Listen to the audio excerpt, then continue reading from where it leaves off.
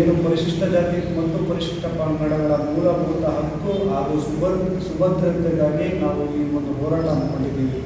ವಿಶೇಷ ಏನಪ್ಪ ಅಂದರೆ ಅದರಲ್ಲಿ ಮೊದಲನೇದು ಏನಂದರೆ ನಮಗೆ ಏನು ತಾವೆಲ್ಲ ಮಾಧ್ಯಮದ ಮುಖಾಂತರ ತಾವೆಲ್ಲ ನೋಡಿರ್ತೀರ, ಏನು ಬೀದರಿಂದ ಬೆಂಗಳೂರು ಫ್ರೀಡಮ್ ಪಾರ್ಕ್ವರೆಗೂ 1035 ಕಿಲೋಮೀಟರ್ಗಳ ಒಂದು ಕಾಲ್ನಡಿಗೆ ಜಾಗ ಏನು ಅಂದ್ಕೊಂಡಿದ್ದೀವಿ. ಆ ಒಂದು ಹೋರಾಟ ತಾವು ಮಾಧ್ಯಮಗಳೆಲ್ಲ ನೋಡಿರ್ತೀರ. ಏನು ಮಾನ್ಯ ಈ ರಾಜ್ಯದ ಮುಖ್ಯಮಂತ್ರಿಗಳಾದಂಥ ಸಿದ್ದರಾಮಯ್ಯ ಸಾಹೇಬರು ನಮ್ಮ ಹೋರಾಟಕ್ಕೆ ಸ್ಪಂದಿಸಿ ಈ ದೇಶದಲ್ಲಿ ಅತಿ ಎತ್ತರವಾದ ಒಂದು ಬಾಬಾ ಸಾಹೇಬ್ ಅಂಬೇಡ್ಕರ್ ಅವರ ಪುತ್ಥಳಿ ನಿರ್ಮಾಣ ಮಾಡ್ತೀರಿ ಅಂತ ಹೇಳಿರ್ತಾರೆ. ಆದರೆ ಈಗ ತಾನೇ ನಾವು ಏನು ಈ ಒಂದು ಪತ್ರಿಕಾ ಮುಖಾಂತರ ನಾವು ನೋಡಿದಾಗ ಸರ್ಕಾರ ಬರೀ 200 ಅಡಿಗಳು ಮಾತ್ರ ನಾವು ಮಾಡ್ತೀರಿ ಅಂತೇಳಿ ಪತ್ರಿಕಾ ಮುಖಾಂತರ ನಾವು ನೋಡಿರ್ತೀವಿ. ಹಾಗಾಗಿ ಆ ಒಂದು ವಿಚಾರ ಇಟ್ಕೊಂಡು ನಮಗೆ ಈ ದೇಶ ನಡೀತಾ ಇರೋದು ಬಾಬಾ ಸಾಹೇಬ್ ಅಂಬೇಡ್ಕರ್ ಕೊಟ್ಟಂಥ ಸಂವಿಧಾನದಿಂದ ಇವತ್ತು ಈ ದೇಶ ನಡೀತಾ ಇರೋದು. ಹಾಗಾಗಿ ಈ ರಾಜ್ಯದಲ್ಲಿ ಅತಿ ಎತ್ತರವಾದ ಏನು ಸರ್ದಾರ್ ವಲ್ಲಭಾಯ್ ಪಟೇಲ್ ಅವರದ್ದು 182 ಮೀಟರ್ಗಳ ಒಂದು ಎತ್ತರದ ಒಂದು ಪುತ್ಥಳಿ ನಿರ್ಮಾಣ ಮಾಡಿದ್ದಾರೆ. 182 ಮೀಟರ್ ಅಂದರೆ 597 ಅಡಿಗಳ ಎತ್ತರದ ಒಂದು ಬೃಹತ್ತಾದ ಪುತ್ಥಳಿ ಗುಜರಾತ್ನಲ್ಲಿ ನಿರ್ಮಾಣ ಮಾಡಿದ್ದಾರೆ. ನಮ್ಮ ರಾಜ್ಯಕ್ಕೆ 2500 ವರ್ಷಗಳ ಇತಿಹಾಸವುಳ್ಳಂಥ ಯಾವುದಾದ್ರೂ ರಾಜ್ಯ ಇದ್ದರೆ ಅದು ಕರ್ನಾಟಕ ರಾಜ್ಯ. ಅಂಥ ರಾಜ್ಯದಲ್ಲಿ ನಾವು ಅತಿ ಎತ್ತರವಾಗಿ ಬಾಬಾ ಸಾಹೇಬರನ್ನ ಕಾಣಬೇಕು, ನೀಲಿ ಆಕಾಶದ ಎತ್ತರಕ್ಕೆ ನಾವು ಬಾಬಾ ಸಾಹೇಬರನ್ನ ಕಾಣಬೇಕು ಅನ್ನೋದು ನಿಟ್ಟಿನಲ್ಲಿ ನಾವು ಈ ಒಂದು ಪುತ್ಥಳಿ ನಿರ್ಮಾಣ ಮಾಡಬೇಕು ಅಂತೇಳಿ ನಾವು ಈ ಒಂದು ಹೋರಾಟ ಅಂದ್ಕೊಂಡಿದ್ದೀವಿ. ಯಾಕಂದರೆ ಸರ್ಕಾರಕ್ಕೆ ನಾವು ಎಷ್ಟೇ ಸರಿ ಮನವಿಗಳು ಕೊಟ್ಟರು, ಹೋರಾಟ ಮಾಡಿ ಮತ್ತು ದೇಶದಲ್ಲೇ ಪ್ರಪ್ರಥಮ ಬಾರಿಗೆ ಇಂಥ ಒಂದು ಹೋರಾಟ ಮಾಡಿದ್ದು ಯಾರಾದರೂ ಸಂಘಟನೆ ಇದ್ದರೆ ಅದು ನಮ್ಮ ಸಂಘಟನೆ. ಮತ್ತು ನಮ್ಮ ಸಂಘಟನೆಗೆ ಅನೇಕ ದಲಿತ ಮುಖಂಡರು, ಹಿರಿಯ ಹೋರಾಟಗಾರರೆಲ್ಲ ನಮಗೆ ಸಂಪೂರ್ಣವಾಗಿ ಬೆಂಬಲ ಕೊಟ್ಟು ಆ ಹೋರಾಟ ಕೂಡ ಯಶಸ್ಸಾಯಿತು. ಆದರೆ ಆ ಯಶಸ್ಸಾಗಿರೋ ಹೋರಾಟ ಆ ಟೈಮಲ್ಲಿ, ಆ ಸಂದರ್ಭದಲ್ಲಿ ನಮ್ಮ ಸಿದ್ದರಾಮಯ್ಯ ಸಾಹೇಬರು ಅವತ್ತು ಏನು 14/4/2025 ಏನು ಘೋಷಣೆ ಮಾಡಿದ್ರು, ಕೆಲವೇ ತಿಂಗಳಲ್ಲಿ ಬರೀ 200 ಅಡಿ ಅಂತೇಳಿ ಇದು ಎಲ್ಲ ಬರೀ ಈ ಸಂಘಟನೆ ಅಲ್ಲ, ಇಡೀ ರಾಜ್ಯದ ಜನತೆಗೆ ತುಂಬ ನೋವಿನ ಸಂಗತಿ. ಏನಪ್ಪ ಅವತ್ತು, ಯಾಕಂದರೆ ಮಾಧ್ಯಮದ ಮುಖಾಂತರ ಮತ್ತು ಒಂದು ಡಿಜಿಟಲ್ ಮೀಡಿಯಾ ಮುಖಾಂತರ ಸಿದ್ದರಾಮಯ್ಯ ಸಾಹೇಬರು ಇವೆಲ್ಲ ದೇಶದಲ್ಲಿ ಅತಿ ಎತ್ತರವಾಗಿ ನಾವು ಮಾಡ್ತೀರಂತೇಳಿ ಮತ್ತೆ ಮಾತು ತಪ್ಪಿದ ನಮ್ಮ ಸಿದ್ದರಾಮಯ್ಯನವರಿಗೆ ಈ ಸಂದರ್ಭದಲ್ಲಿ ನಾವು ನಮ್ಮ ಕಡೆಯಿಂದ ಧಿಕ್ಕಾರವಿಲ್ಲ.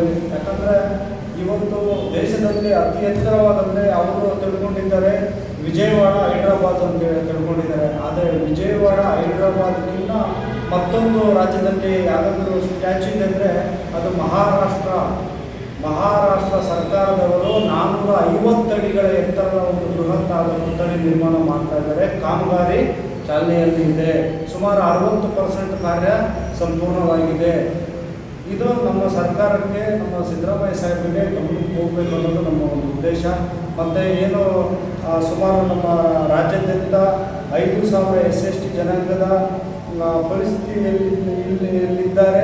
ಸುಮಾರು ವರ್ಷಗಳಿಂದ ಜಮೀನು ಸಾಗುವಳಿ ಮಾಡಿಕೊಂಡು ಬಂದಿರ್ತಾರೆ ಅಂತ ಆ ಬಡವರಿಗೆ ಮತ್ತು ಅನೇಕ ಬೇಡಿಕೆಗಳು, ಸುಮಾರು 13-14 ಬೇಡಿಕೆಗಳು ಇಟ್ಕೊಂಡು ಏನು ಬೆಂಗಳೂರು ಫ್ರೀಡಮ್ ಪಾರ್ಕ್ನಲ್ಲಿ ನಾವು ಹೋರಾಟ ಮಾಡ್ಕೊಂಡಿದ್ದೀವಿ. ಹಾಗಾಗಿ ಈ ನಮ್ಮ ಕೋಲಾರ ಜಿಲ್ಲೆಯಲ್ಲಿರ್ತಕ್ಕಂಥ ಪ್ರತಿಯೊಬ್ಬ ಏನು ರೈತರ ಪರವಾಗಲಿ ನಾವು ನಮ್ಮ ಉದ್ದೇಶ ಇವತ್ತು ನಾವು ನಿಮ್ಮದೇ ಊಟ ಮಾಡ್ತಾ ಇದ್ದೀವಿ ಅಂದರೆ ಅದು ರೈತರಿದೆ. ಯಾಕಂದರೆ ರೈತರು ದುಡ್ಡಿಲ್ಲ ಅಂದರೆ ನಾವು ಊಟ ಮಾಡೋಕ್ಕಾಗಲ್ಲ, ದುಡ್ಡು ನಾವು ತಿನ್ನೋಕ್ಕಾಗಲ್ಲ. ಹಾಗಾಗಿ ರೈತರಿಗೆ ನಮ್ಮ ಈ ಸಂಘಟನೆ ಸಂಪೂರ್ಣವಾಗಿ ಬೆಂಬಲ ಕೊಡ್ತೀವಿ.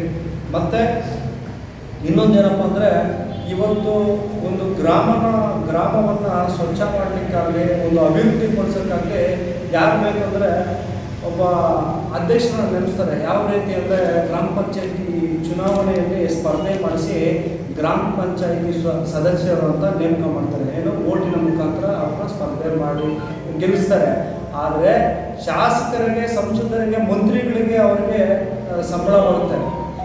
ಆದರೆ ಈ ಗ್ರಾಮ ಪಂಚಾಯತಿನಲ್ಲಿ ಗೆದ್ದಿರ್ತಕ್ಕಂಥ ವ್ಯಕ್ತಿಗಳಿಗೆ ಸಂಬಳ ಕೊಡೋದಿಲ್ಲ. ಈ ಒಂದು ನಿಟ್ಟಿನಲ್ಲಿ, ಯಾಕಂದರೆ ಇವತ್ತು ಒಂದು ಗ್ರಾಮ ಅಭಿವೃದ್ಧಿ ಆಗಬೇಕಂದ್ರೆ ಆ ಗ್ರಾಮ ಪಂಚಾಯತಿ ಸದಸ್ಯರುಗಳಿಗೂ ಸರ್ಕಾರದಿಂದ ಒಂದು ಸಂಬಳ ರೀತಿ ಕೊಡಬೇಕನ್ನೋದು ನಮ್ಮ ಈ ಒಂದು ಉದ್ದೇಶ. ಈ ಹೋರಾಟದಲ್ಲಿ ಇದು ಒಂದು ನಾವು ಈ ಒಂದು ಕಾನ್ಸೆಪ್ಟ್ ಇಟ್ಕೊಂಡು ನಾವು ಹೋರಾಟ ಮಾಡ್ತಾ ಇದ್ದೀವಿ.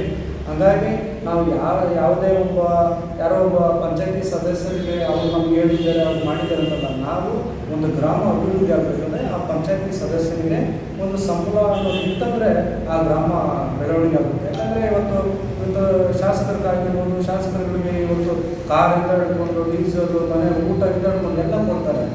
ಅದೇ ಥರ ಒಂದು ಸಾಮಾನ್ಯ ಒಂದು ಪಂಚಾಯತಿ ಅಧ್ಯಕ್ಷರಿಗೂ ಕೂಡ ಅದು ದೊರಕಬೇಕು. ಅವರು ಸಂಪೂರ್ಣ ಹೋದರೆ ಆ ಗ್ರಾಮವನ್ನು ಬೆಳೆಸ್ತಾರೆ ಅನ್ನೋ ನಿಟ್ಟಿನಲ್ಲಿ ನಾವು ಈ ಒಂದು ಮನವಿ ಕೂಡ ನಾವು ಸರ್ಕಾರಕ್ಕೆ ಒತ್ತಾಯ ಮಾಡ್ತೀವಿ. ಹಾಗಾಗಿ ಈ ಒಂದು ಇಷ್ಟೆಲ್ಲ ಬೇಡಿಕೆಗಳು ಇಟ್ಕೊಂಡು ನಾವು ಏನು ಆಗಸ್ಟ್ 12ನೇ ತಾರೀಕು ನಾವು ಬೆಂಗಳೂರಿನ ಫ್ರೀಡಮ್ ಪಾರ್ಕ್ನಲ್ಲಿ ನಾವು ಈ ಒಂದು ಬೃಹತ್ತಾದ ಪ್ರತಿಭಟನೆ ಹಮ್ಮಿಕೊಂಡಿದ್ದೀವಿ.